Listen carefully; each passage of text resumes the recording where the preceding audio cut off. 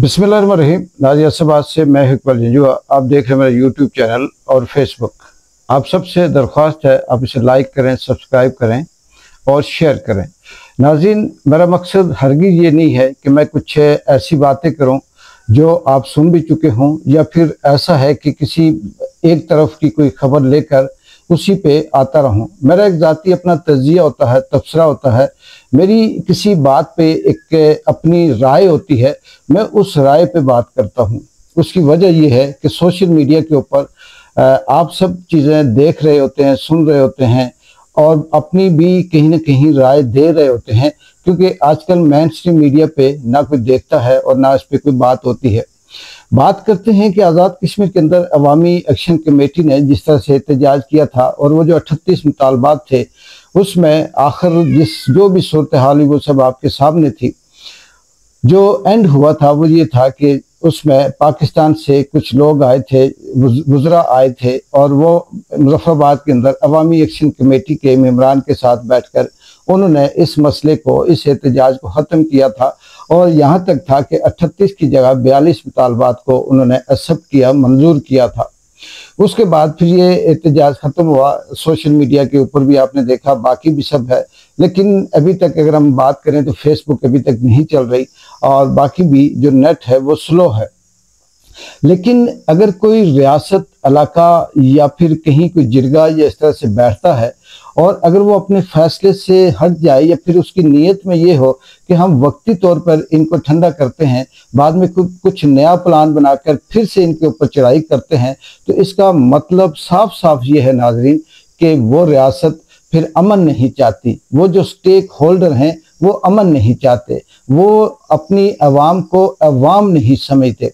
वो जो 38 मुतालबात अवामी action committee के थे, आप सबको ज़ुबानी याद होंगे, उसमें से एक मुतालबा भी ऐसा नहीं था जिसके अंदर कोई सियासी बात की गई हो या ज़ाती बात की गई हो।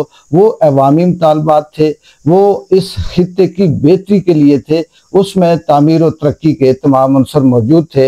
ये बात भी अगर आप रखें कि वो जो 12 सीटें थी उसको भी देखें तो वो भी सारी की सारी अवाम के उस करप्शन को बचाने के लिए और अवाम की बेहतरी के लिए है। और ये जो इनके मराहते हैं ब्यूरोक्रेट्स की, इसकी कमी में भी सारी की सारी अवाम और मुल्क और खित्ते का फ़ायदा है। लेकिन बदकिस्मती ये है, अभी तक मेरे पास कोई ऐसी ऑथेंटिक अपडेट नहीं है कि हम ये कहें कि नोटिफिकेशन के बाद ये चीज़ें स्टार्ट हो गई, शुरू हो गई, या ऐसा है। बल्कि नई बात ये है कि जो अवामी एक्शन कमेटी के सीनियर मेंबरान है, जिसमें शौकत नवाज मीर हैं और दीगर इनके साथ जो साथी हैं, उनके ऊपर मुख्तलिफ एक्ट, मुख्तलिफ शिकें लगाकर मुकदमात दर्ज किए जा रहे हैं। कहीं कार्य सरकार में मुदाखलत है, कहीं पे कत्ल है, कहीं पे हंगामा है, कहीं पे दहशत गर्दी है।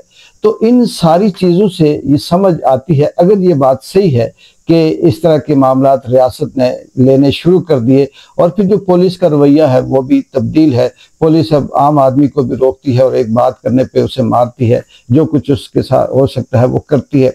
तो इसका मतलब ये हुआ कि रियासत ने, चाहे वो पाकिस्तान की हो या आज़ाद कश्मीर की, मिलकर जो इस अवामी एक्शन कमेटी के उस लाखों के मजमे को रोकने के लिए या उस एहतजाज को वापस भेजने के लिए जो मुतालबात की मंजूरी दी, वहाँ पर वो लगता ये है कि शायद उन्होंने एक ट्रिक या एक स्क्रिप्ट था उसके ऊपर काम करने की कोशिश की हो।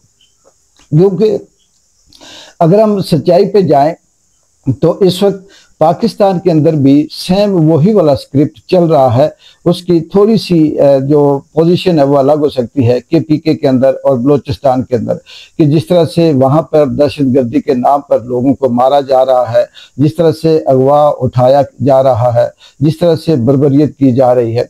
और एक हैरत की बात है कि KPK में इमरान खान ने जिस तरह से अली अमीन गंडापुर, क्योंकि वो साफ साफ सीधा सा इमरान खान के कहने पे उसके जो SOP थी उस पर नहीं पूरा उतर रहा था। और ये आप सब जानते हैं कि कितनी दफ़ा वो वहाँ से KPK से इस्लामाबाद आया, किस तरह से लोग मरवाए, किस तरह से 26 नवंबर को निहत्ते शहरियों को छोड़ के चला गया।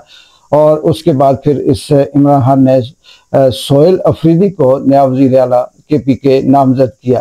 लेकिन हैरत की बात है, बहुत बड़ी हैरत की बात है कि पूरे का पूरा जत्था जो है PDM का, उसमें नून लीग है, उसमें पीपल्स पार्टी है, उसमें एस्टेब्लिशमेंट है, उसमें ब्यूरोक्रेसी है, उसमें दीगर हैंडलर हैं, उसमें बाकी ताकतें हैं, ये सब की सब मिलकर ये कह रहे हैं कि हम सोहेल अफरीदी को KPK का वज़ीर आला नहीं बनने देंगे।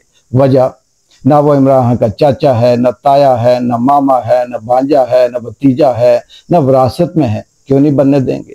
फिर ना वो कोई बहुत बड़ा कोई सरमायादार है, न बदमाश है, फिर क्यों नहीं बनने देंगे।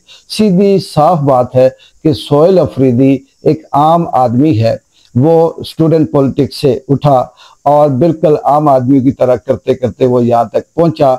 उसकी फाइलें नहीं हैं, उसकी करप्शन नहीं है, उसने प्लॉट नहीं लिए हुए, उसके पास गाड़ियां नहीं हैं, उसके लिए उसको ब्लैकमेल करने के लिए ताकतवर हलकों के पास कोई सबूत नहीं है। इसलिए अब हम ये चाहते हैं कि वो KPK का वज़ीर आला ना रहे। अगर रियासत का मकसद ये है कि हम ओहदे पे उन लोगों को रखें जो करप्ट हों, चोर हों, डाकू हों, 2 नंबर हों, अगवा करने वाले हों, कातिल हों और करप्शन करने वाले हों, तो फिर वो ठीक है, ताकि बावक्त ज़रूरत हम उनकी फाइलें दिखाएं, उनकी नंगी वीडियो दिखाएं, उनके माश के आशिके दिखाएं और उनको ब्लैकमेल करके अपने मकसद के लिए कामयाब करें। असल वजह यह है सोहेल अफरीदी को KPK के अंदर अपना जो वज़ीर आला नामजद किया उसे हटाने का या उसे मंजूर ना करना। और दूसरी बात कि इस वक्त ये जो नून लीग है, जो कल तक अली अमीन गंडापुर को ये कहती थी कि ये PTI का है और ये मुखालिफ है, आज सारे के सारे उसको बचाने में लगे हुए हैं। क्या क्या निज़ाम है, क्या सोच है, क्या माइंड सेट है। आज़ाद कश्मीर के अंदर भी वही माइंड सेट चल रहा है, पाकिस्तान के अंदर भी वही माइंड सेट चल रहा है। लेकिन रियासतों के ऊपर, अवाम के ऊपर ये जो जबर होता है, ये जो जुल्म होता है, कब तक किया जाता है और ये कितना अरसा चलेगा? 10 साल, 20 साल, 50 साल, 100 साल। आप कहेंगे ना कि 70 साल हो गए हैं, पाकिस्तान इसी सूरत हाल का शिकार है।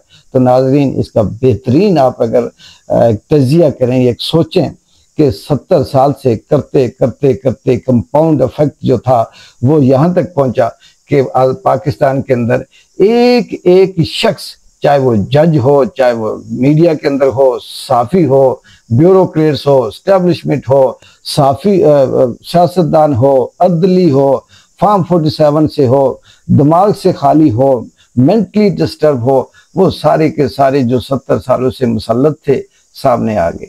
सबको पता चल गया कि किसकी क्या औकात है, कौन क्या चाहता है और मुल्क के अंदर स्टेबिलिटी के दुश्मन कौन है। अफगानिस्तान के साथ पंगा, इंडिया के साथ पंगा, ईरान के साथ पंगा, अपनी आवाम के साथ दुश्मनी, बलूचिस्तान में दुश्मनी।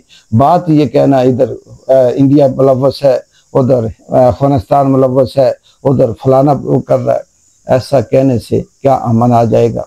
ऐसा कहने से आप वक्ती जुल्म जबर कर सकते हैं, क्योंकि ये छोटे छोटे इलाके गांव मोहल्लों में भी होता है कि खुद किसी को थप्पड़ मारकर, खुद कमज़ोर को गाली देकर, फिर वो जो बदमाश होता है वो ये कहता है कि इसने मुझे गाली दी, इसने मुझे घूर कर देखा, इसलिए मैंने इसके ऊपर हमला किया। यही वाली चीज़ यहाँ चल रही है। चौधरी सरकार रिजाइन करे ना करे कोई फर्क नहीं पड़ता।